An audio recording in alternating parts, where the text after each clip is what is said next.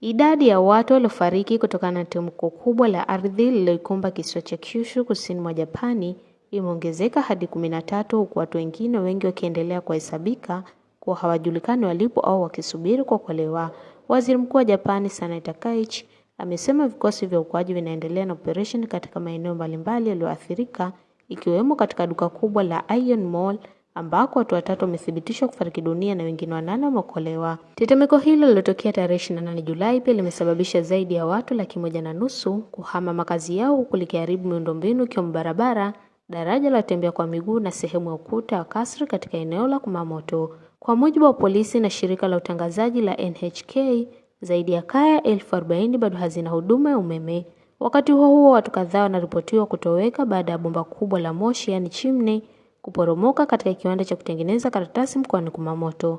Operesheni za utafutaji na uokoaji zinaendelea, huku mamlaka zikihofia idadi ya waathirika inaweza kuongezeka.